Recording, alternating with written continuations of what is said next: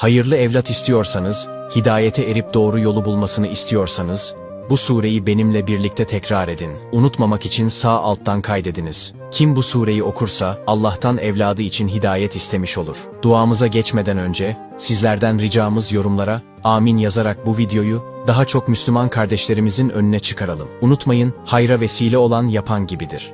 Ve Zekeriya iznada Rabbehu Rabbi, la tezerni ferden ve ente hayrul varisin. Amin. Videoyu beğenmeyi